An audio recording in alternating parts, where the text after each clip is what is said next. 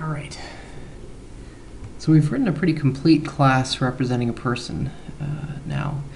One thing that I need to explain is that sometimes the person who's going to write the class, this code, the interface here, and the implementation code, all the member functions and the constructors, is different from the person who's going to write a main function. You can split up large projects.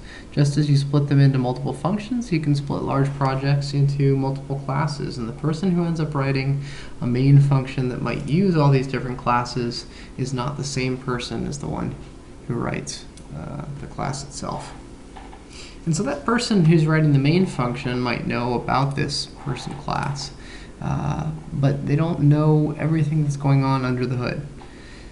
And they don't know necessarily how everything is supposed to work. So they can make mistakes when they're using it. They can accidentally set the age to -31 when the person who's writing the class, whatever things that they do inside the class, rely on the age of the person being positive.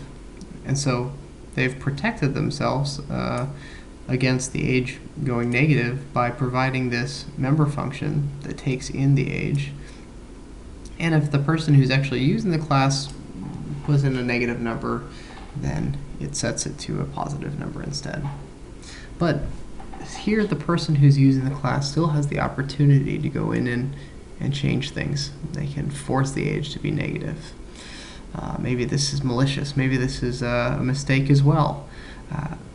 It seems like a very simple example now, and a very hard mistake to make, but it turns out that if this access is provided, if people who are using classes can go in and mess with things on the inside manually, it's very common for them to make mistakes of different sorts.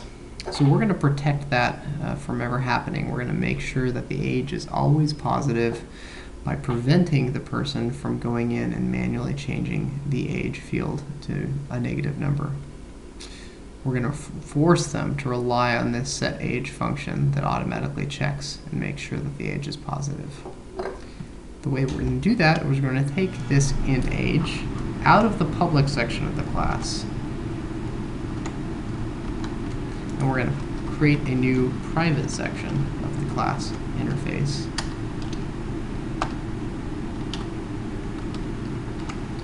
With that variable. That field is now a private field. That means that that field, age, can no longer be accessed with that dot notation. You can never see the age of a person directly anymore outside of the class. We can still access the age variable inside the class. Any of these functions that are marked as part of the person class, they can all see that age variable. Age here is the same as this age up here. So whenever the class is, or the function is marked as part of the person class,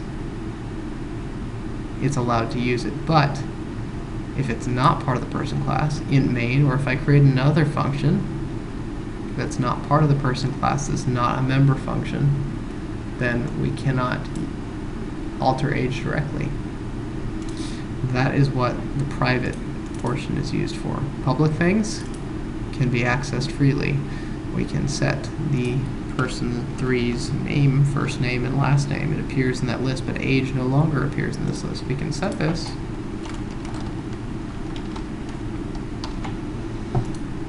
But we can't change the age because it's private. So we can take that out. Now it's impossible to make that age a negative number. We just can't do it. So let's move the first and last name into the private section as well. And typically, that's what we're going to do, is take all the fields out of the public section. We're typically going to put all the fields in the private section because those are the things that the class relies on to work.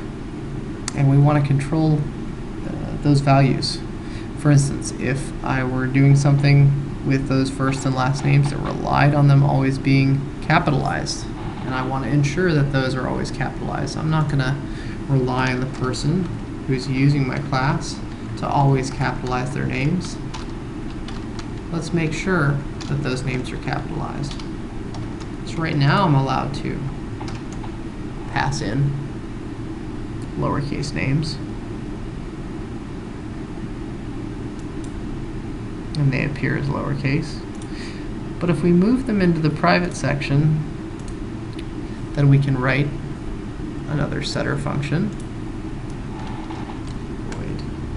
Say setName. It takes in a string first name and a string last name. And let's go ahead and implement that. It is not going to return anything. It's part of the person class. Let's call it setName. It's going to take a string first name and a string last name.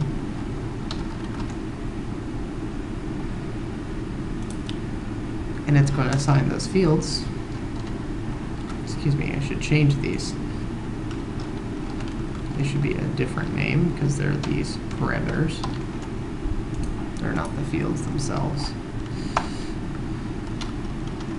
First name is going to get a capitalized version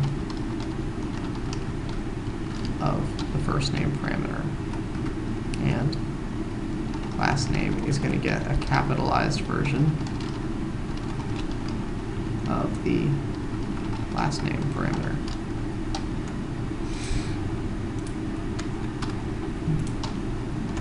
Now this capitalized function we haven't written yet. I'm going to make this a non-member function so that we can see how that's going to look.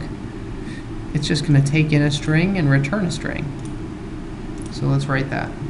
We don't need to put that non-member function in the interface of our class because it's not part of the class. We're going to define the capitalized function right here. String returns a string. It's called capitalize. Takes in a string called input. And I'm going to copy this code from elsewhere because we've seen this a few times.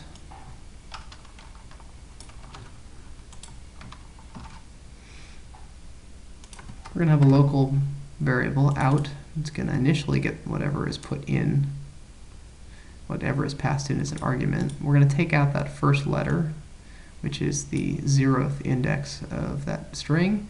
And we're going to make sure that if it's between lowercase a and lowercase z, that we subtract 32, the ASCII difference between a capital A and a lowercase a, from that letter, and then we're going to reassign the first letter of the word to be that capitalized first letter.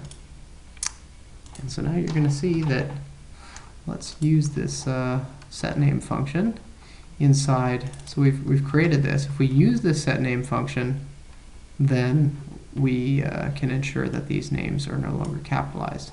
Of course, this function is not called anywhere yet. If we look inside our document for this, the only places we use that function, see these are the setName and age function.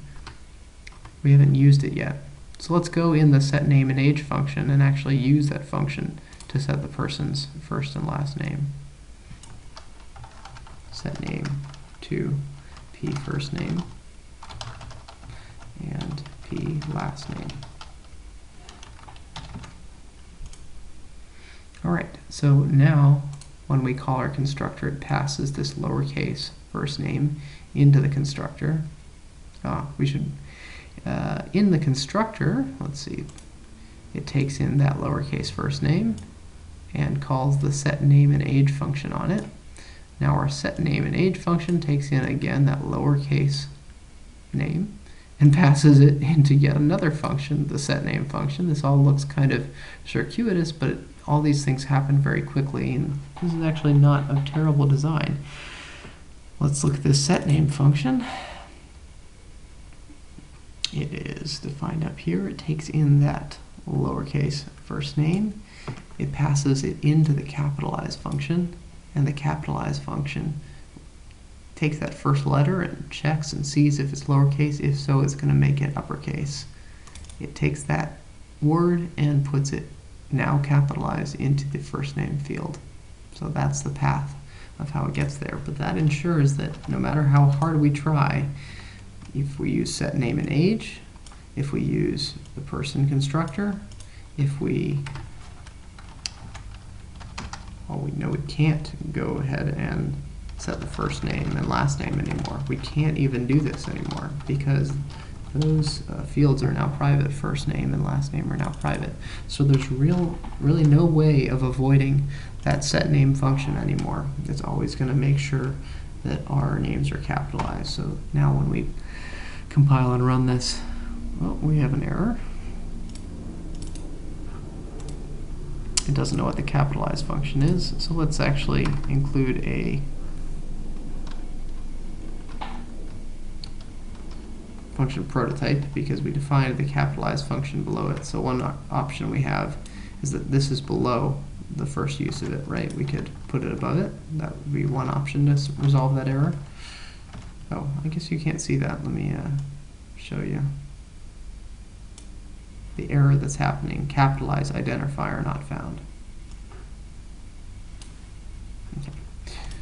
So it doesn't know what the capitalized function is because capitalize function definition, or excuse me, the implementation appears below where we're trying to use it. We can move this up, and that would resolve our problem. Another option is to create a function prototype, string capitalize, takes in a string.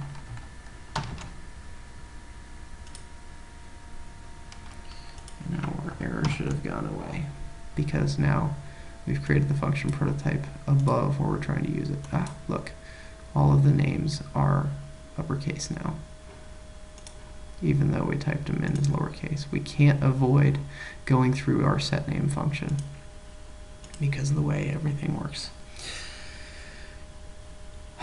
Almost done.